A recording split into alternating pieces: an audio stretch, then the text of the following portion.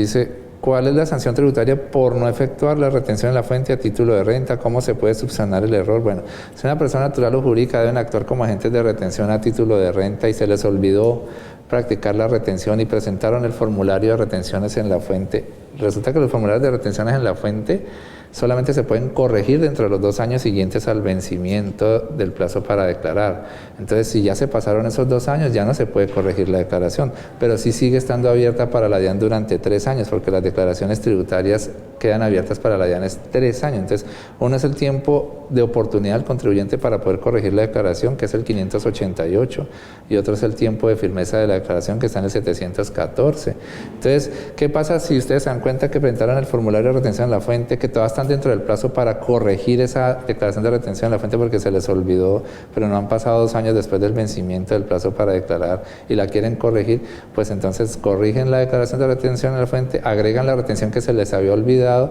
y liquidan la sanción de corrección. La sanción de corrección es la del artículo 644 del Estatuto Tributario, que en ese caso les va a decir que tienen que calcular como sanción de extemporaneidad el 10% de ese mayor valor a pagar que se va a originar al incluir en la declaración de corrección ese valor que no habían incluido en la declaración inicial. Entonces, es el 10% de ese mayor valor a pagar, y obviamente toda sanción,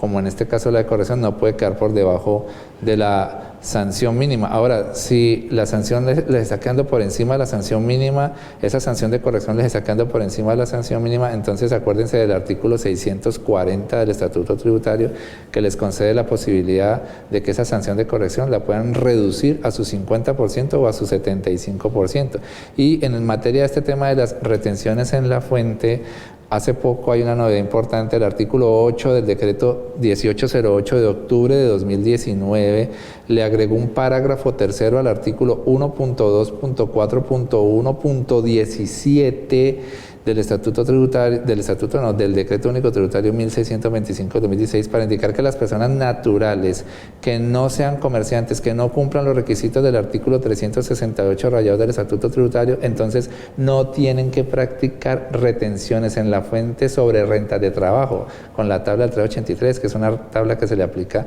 a los asalariados y a los que prestan servicios pero que no vinculan 2 o más personas. Entonces, eso lo analizamos acá en este artículo para que lo tengan presente. Es una gran novedad porque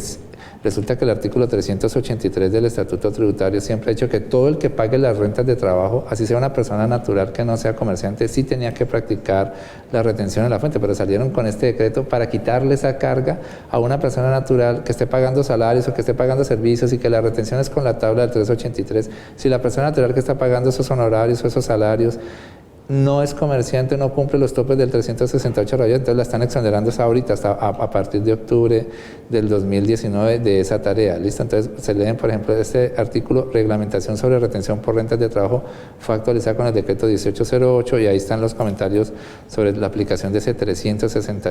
lo que le hicieron al artículo 1.2.4.1.17, porque lo ligaron al artículo 368 rayado del Estatuto Tributario, y eso era algo que ya a la DIAN se le había ocurrido decir por acá en el concepto 1564 de septiembre 14 del 2018. Desde por allá fue cuando la DIAN le dio por sacar esa idea que una persona natural que no es comerciante y que no tiene los topes del 368 rayados, que no queda obligada a practicar retención sobre rentas de trabajo, pero eso en realidad violaba lo que es el 383, porque en el 383 del Estatuto Tributario no hay distinción sobre qué clase de persona natural tiene que hacer esas retenciones, y además la norma del 368 rayados es para una persona natural que va a hacer pagos por honorarios, por servicios, era por servicios, por intereses y por compras. Entonces, pues listo, pero la DIAN ya había sacado su tesis por allá en septiembre 14 del 2018, y ahora lo que hicieron fue volverla a decreto, y mientras este decreto pues sí se puede aplicar.